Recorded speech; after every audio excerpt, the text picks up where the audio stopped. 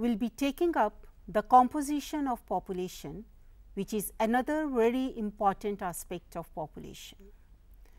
Now, the question is, what do we mean by the composition of population? So, composition refers to physical, socio, cultural and economic attributes of population. Now, what are these attributes?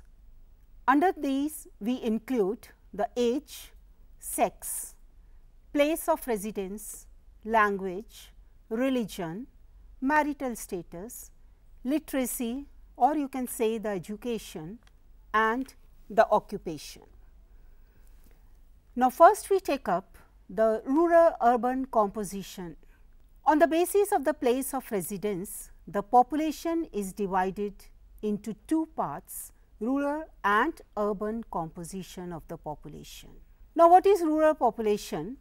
The population living in villages is known as rural population, and the population living in the towns and cities is known as urban population. Look at the screens, children, and you can view a table showing the population of India under two subheads, rural and urban population, for the two different census years 2001 and 2011. And there is a column also indicating the difference in the population in these years. In 2001, the difference in the rural and rural population was 9, and the urban population difference was only 9.1. So, this was for the first time after independence that the absolute increase in population is more in the urban areas than in the rural areas. The rural population of India according to 2011 census is 68.84%, and whereas the urban population is only 31.16%. Now, rural and urban population differ from each other in under three heads. One is the way of life, number two, the educational structure and the occupational structure of the people, and of course, the attitudes of the people also makes a difference between the rural and urban population. Now, who are the rural folks? Who are very simple and their social relations are quite close and deep.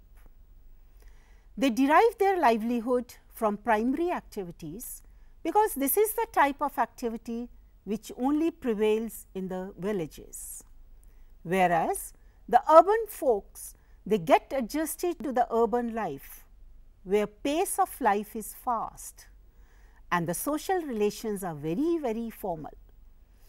They derive their livelihood from secondary or the tertiary activities because these two types of activities are common in the towns and the cities. Now, rural population in India is primarily, because India is primarily a country of villages, so the 3/4 of the population lives in villages.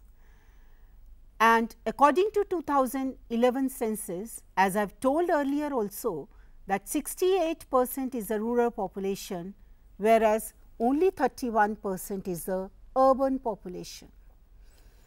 The national average of the rural and the urban population presents only the overall picture, and there are great regional variations in the percentage of the rural population to the total population. According to 2001 census, Himachal Pradesh has the highest percentage of the rural population, whereas 90.21% of the population lives in the rural areas. And if we just compare the Himachal Pradesh with the capital city of Delhi, the minimum of only 7% of the population is the rural population. The growth rate of the rural population is declining for the last several decades, and there are certain important reasons for that. One, the large mortality rate, and number two, increase in the rural to urban migration is an important factor which is responsible for the rise in the urban population. Now, what is urbanization, children? It's a process of society's transformation from the predominantly rural to predominantly urban population is known as urbanization. Urbanization includes two things. One, increase in the number of people living in the urban settlements, and number two, increase in the percentage of population engaged in, mind children, this is non-agricultural activities. So, when we talk about non-agricultural activities, so that means we discuss about the secondary or the tertiary or quaternary or quinary activities of the people. Now, there are certain regional variations in the urbanization. Goa is the most urbanized state with 49.77% of the population living in the urban areas. And among the larger states, Tamil Nadu with 43.86% population, Maharashtra 42.40%, Gujarat 37.35%, Karnataka 33.98% and Punjab 33.95% population is the urban population. Now, second composition of population we take up, that is the linguistic composition. Now, language is very important indicator of the ethnic identity. It's very important integrating force in the society. The inhabitants of India came from the different parts of the world and brought the different languages to India, and language became very important basis for the formation of the states in India after independence. Now, look at the screens and you can have a view of the scheduled languages according to 1991 census. There are 18 languages which are scheduled in the 8th schedule of the Constitution. And here one column is made indicating the percentage of the speaking population for those languages. As on the table you can see, the highest speaking population is the Hindi speaking people with 40% of the total population, and the minimum is the Sanskrit, that is only 0.01% of the population goes for this language. So, the 18 languages I will just read out the names and you can just view on the screens also: Hindi, Bengali, Telugu, Marathi, Tamil, Urdu, Gujarati, Kannada, Malayalam, Udiya, Punjabi, Assamese, Sindhi, Nepali, Konkani, Manipuri, Kashmiri and Sanskrit. So, according to these languages, there are 4 families for the different types of the languages.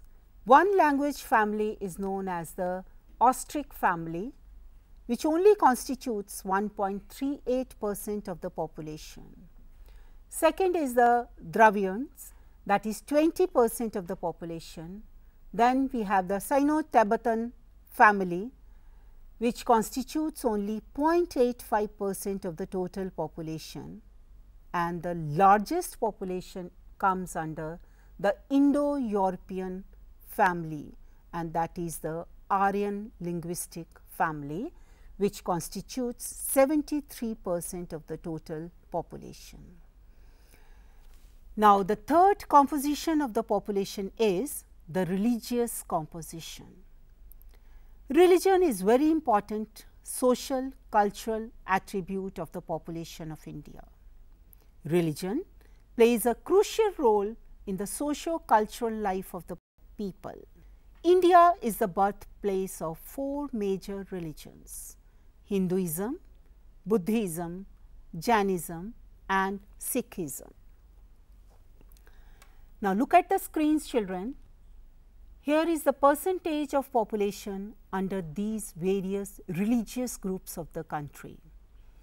There is a comparative table showing one year, that is 1961, and the second for 2011. Hindus, according to 1961 census, the population was 83.5%, and there is a very alarming situation, children.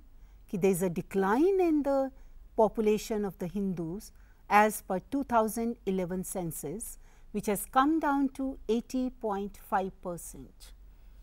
And the population which is gearing up, that is the population of the Muslims, which was only 10.7% in 1961, which has come up to 12.1%. And the others also you can see, Christians 2.3, followed by Sikhs 1.9, Buddhists 0.8%, Jains 0.4%, and the others constitute 0.6% of the total population of India. Now, first we take up Hindus. According to 2011, Hinduism accounts for the largest part of the India's population.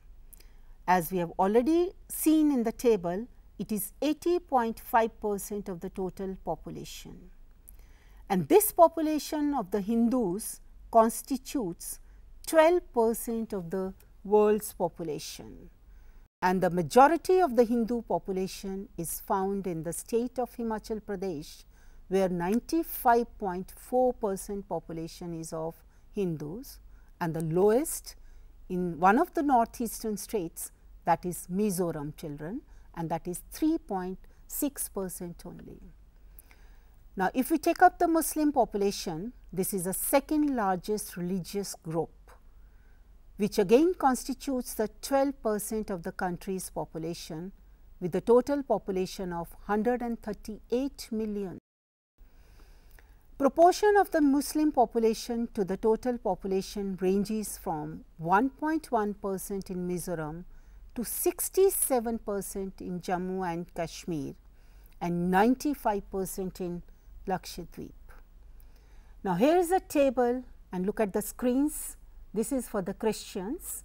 The Christian population had been increasing in the 2 years, that is 1951 to 71, but again there is a sudden fall in the percentage of population, which has come down from 2.4% in 1981 to 2.3% in 2001.